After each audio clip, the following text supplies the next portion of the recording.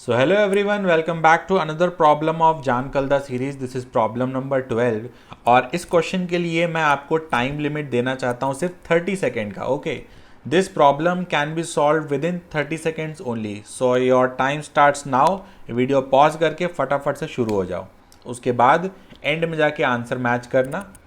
Then अगर मुझे लगता है बन जाएगा तुम लोगों से. बहुत आसान प्रॉब्लम है ना. तो मान के चलते सब लोगों ने ट्राई भी कर लिया होगा, आंसर चेक भी कर लिया होगा. ठीक है. और इसके पहले कि मैं सॉल्यूशन स्टार्ट करूं, मैं ना इस बार तुम लोगों को एक फ्री का एडवाइस देना चाहता हूं. वो फ्री का एडवाइस ये है कि मैं ये जान कलदा जब लगाता हूं, मतलब मैं देख रहा हूं इसको आजकल कि कैसे क्या क्वेश्चंस हैं, तो ना ये जान कलदा तुम लोगों को ना कर लेना चाहिए. और कब करना चाहिए? जब तुमने एक बार पूरा मैकेनिक्स अपना स्ट्रांग बना लिया ना ऑलरेडी, और तुम अपनी शक्तियों को चेक करना चाहते हो कि तुम कहाँ स्टैंड करते हो, है ना. तो खुद को चेक करने के लिए तुमको एक बार जान कलदा पूरा ये जो मैकेनिक्स का हैंड आउट होता है, अब बता देता हूँ. गूगल क्रोम में खुला हुआ है, ये देखो, है ना. टोटल शायद 86 प्रॉब्लम्स हैं. ये तो हिंट्स दिया, हाँ, और अच्छी बात है इसमें हिंट्स भी दिए हुए हैं. अगर तुम कहीं पे अटको तो ईजिली हिंट्स भी देख सकते हो. कहीं ये थ्योरी वगैरह भी ये दी है, थोड़ी थोड़ी थ्योरी दी है, मतलब जहाँ उसको लगता है बच्चा फंस सकता है तो थ्योरी भी दे दी है. इतना भला इंसान है. तो मैं ये कह रहा था, देखो सिर्फ 86 प्रॉब्लम्स हैं, है ना.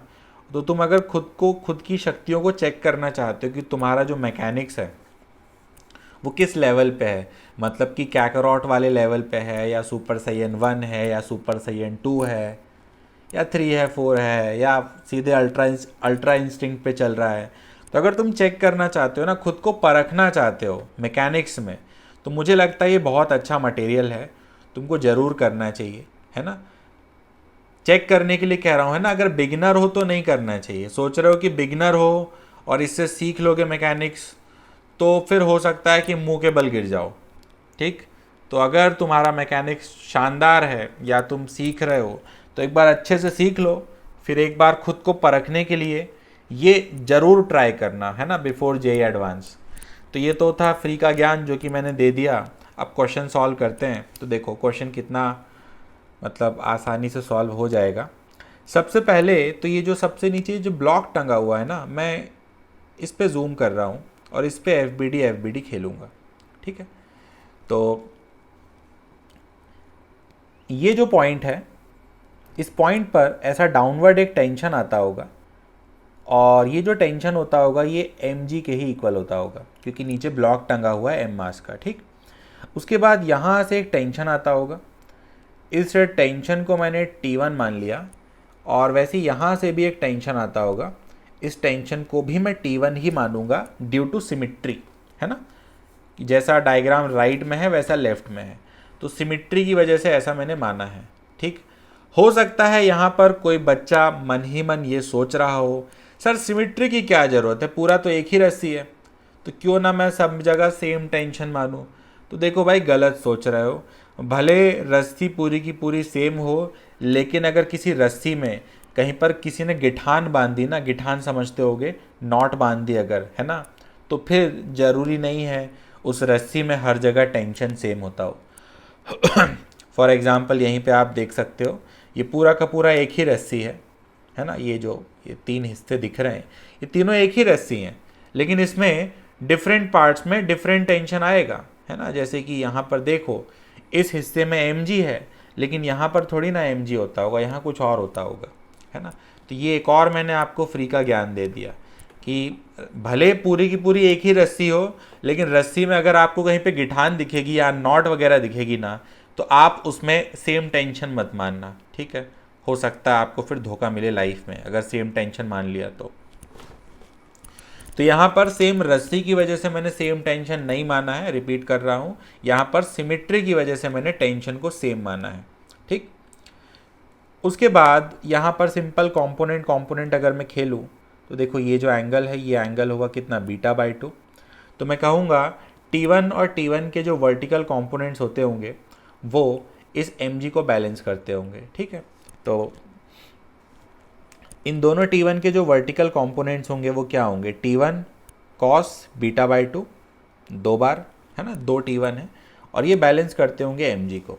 तो मान के चलता हूँ यहाँ से मुझे T1 मिल गया विच इज़ mg/2 cos β/2। ठीक, ये 2 से 2 काट मत देना, कोई पाप लगेगा नहीं तो। So this is equation number 1। अब मैं अगला टास्क क्या करने जा रहा हूँ, देखो कोई बढ़िया सा कलर दिख रहा है क्या, ये रहा। तो नेक्स्ट टास्क मेरा ये है, ये जो इतनी रस्सी दिख रही है ना, मैं सिर्फ इसका FBD बनाऊंगा, सिर्फ इसका FBD। ठीक है, और रस्सी का मास स्मॉल m है, मान के चलता हूँ। क्वेश्चन तो आपने पढ़ा ही होगा, है ना। इस बार क्वेश्चन मैं एक्सप्लेन करना भूल गया, सॉरी, लेकिन मुझे लगता है तुम लोग क्वेश्चन समझ गए होगे, है ना। सिंपल सा प्रॉब्लम है। तो ये जो रस्सी है इसका मैं FBD बनाने जा रहा हूँ।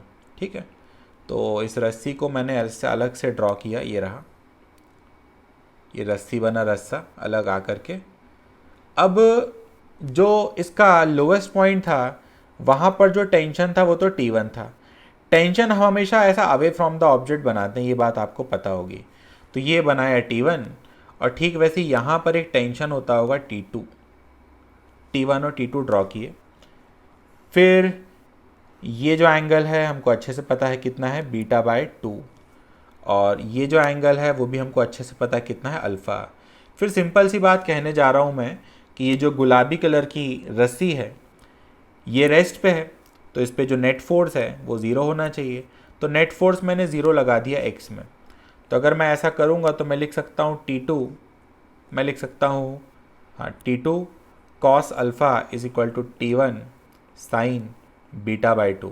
मान के चलता हूँ समझ गए होगे, ये एक कंपोनेंट T2 का हॉरिजॉन्टल कंपोनेंट इक्वेट किया मैंने T1 के हॉरिजॉन्टल कंपोनेंट से।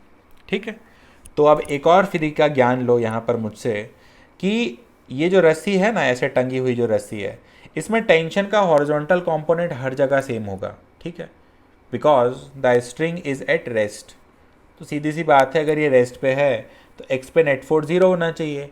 एक्स पे नेट फोर्स तभी ज़ीरो होगा जब इसमें हर पॉइंट पर, है ना, हर पॉइंट पर टेंशन का हॉरिजॉन्टल कंपोनेंट सेम होता हो।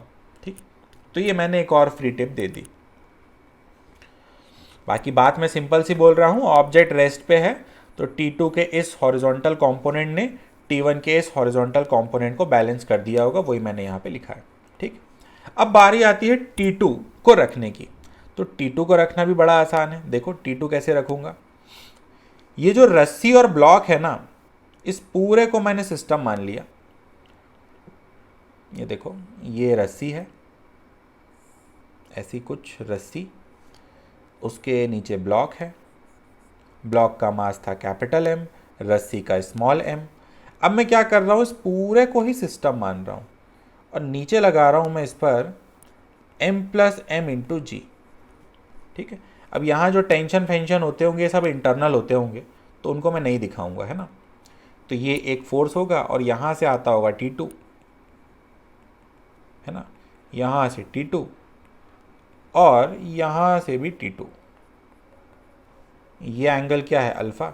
तो फिर से मैं बोल सकता हूँ कि जो T2 साइन अल्फ़ा होता होगा 2 बार, वो बैलेंस करता होगा m+m × g को। तो यहाँ से मुझे T2 पता चल गया, जो कि है total mg divided by 2 sine alpha. ठीक है, अब मैं क्या करूँगा, इस T2 को उठा के यहाँ रखूँगा। ठीक है, तो इस T2 को यहाँ रखा मैंने, तो ये बनेगा क्या, ये बनेगा m+m × g divided by 2 sine alpha cos alpha पहले से है, T1 का वैल्यू यहाँ कहीं निकाला था, ये रहा T1, इसको भी रख दूंगा, mg/2 cos β/2, mg/2 cos β/2, ऊपर क्या है, साइन β/2। काफ़ी चीज़ें यहाँ कैंसिल हो रही होंगी, नहीं हो रही काफ़ी चीज़ें कैंसिल, बस ये 2 से 2 जा रहा है और ये g से g जाता है बस। तो ये बना 1+m/m, tan अल्फ़ा लिखने वाला था गलती से, cos बाय साइन कॉट होगा, cot alpha is equal to tan β/2, है ना। हमसे बीटा पूछा गया था, तो यहाँ से मैं बोल सकता हूँ बीटा कितना होता होगा, बीटा होता होगा 2 times tan 1 1 plus M by M times cot alpha. तो ये अपना आंसर आ गया इस क्वेश्चन का।